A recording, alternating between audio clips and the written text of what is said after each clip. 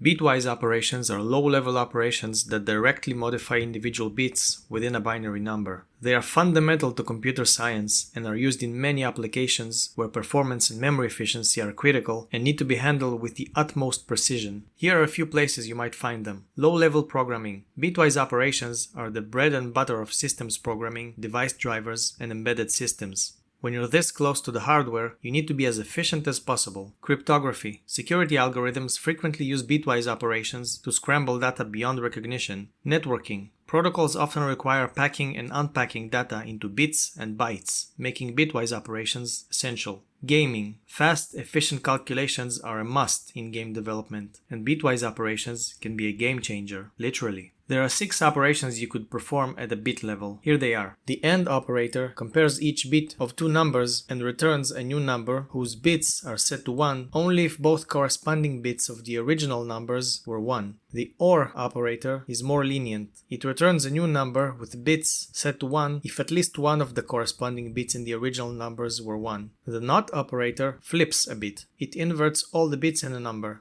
The XOR operator, also called an exclusive OR, returns 1 if the corresponding bits of the original numbers are different. The shift left operator shifts all the bits in a number to the left by a specified number of positions, filling the rightmost bits with zeros. The right shift operator does the opposite of shift left, moving bits to the right and filling the leftmost bits with the original number's signed bit for signed numbers or with zeros for unsigned numbers. In some cases, you might need to get, set, clear, or flip specific bits within a number. This is called bit manipulation. When you change multiple bits at once, it's known as applying a mask. All these functions accept a number and the bit position to return or modify as arguments.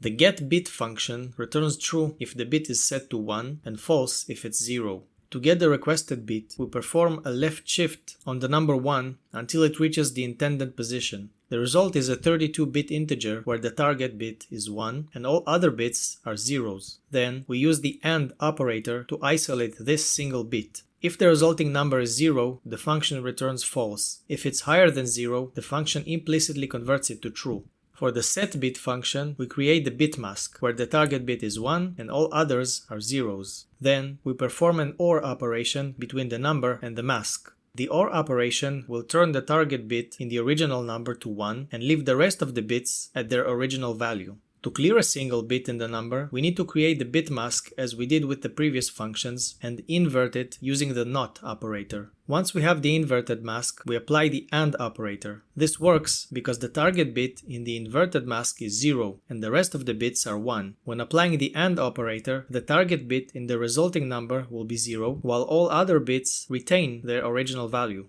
The flipBit function flips the target bit in the number. To do that, we create the bit mask with the target bit set to 1 and perform a XOR operation between the number and the mask. The XOR operation flips the target bit while leaving all the rest with their previous value. Now let's implement these 4 functions, but for multiple bits. I will define 4 additional functions: getBits, setBits, clearBits, and flipBits. The idea here is to replace the bit position argument we had before with a 32-bit mask. In each position where the bit is set to 1 in the mask, the original number will be changed. So if we want to get only the bits defined by the mask, we simply perform an AND operation between the number and the mask. This ensures that only the bits that are set to 1 in the mask appear in the resulting number and the rest will be zeros. Setting bits require taking the original number and applying the OR operator with the mask. So every bit that is 1 in the mask will also be 1 in the resulting number. Clearing bits revolves around the same idea as clearing a single bit, which is that inverting the mask will cause all target bits to become zeros, and applying the AND operator will do the same for the resulting number. And to flip multiple bits, we perform the XOR operation between the number and the mask, similar to what we did in the flipBit function.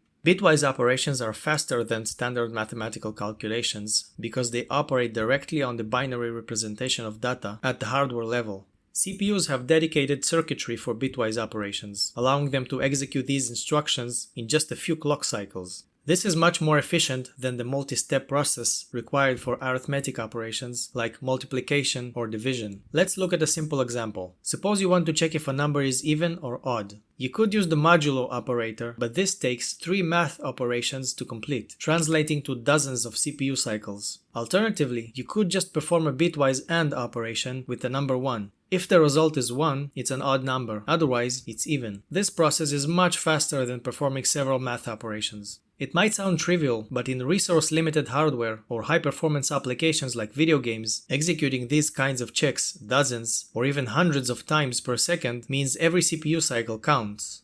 Let's test all our functions using an example. I want to create a system where I can hold direction information: north, south, east, and west.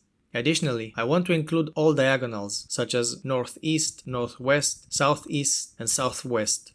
Since I'm assuming I'm working on a high-performance application like a video game, I need to be very efficient in storing and passing this information to other functions.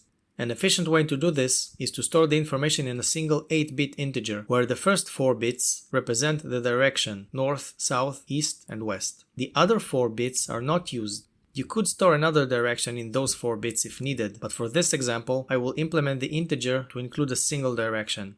Let's define an enum that includes all directions. The value of each direction will correspond to the bit position in the integer. Notice that combining bits will result in diagonal directions. For example, setting the north bit along with the east bit will result in a value that represents northeast. To print the direction, I'll create a constant array with all direction names.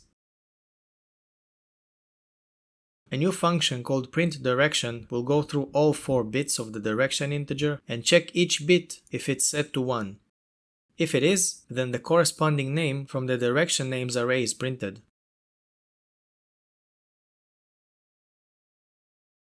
To test it, I'll create a new int8 variable and initialize it to 0, meaning no direction. Then I will set the north bit and print the direction, and then I will add the east bit and print the direction again.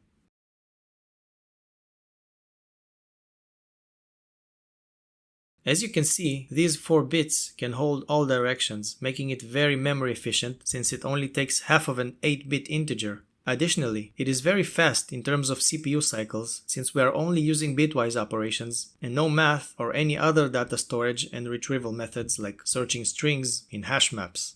I hope you enjoyed. Thanks for watching. I'll see you soon.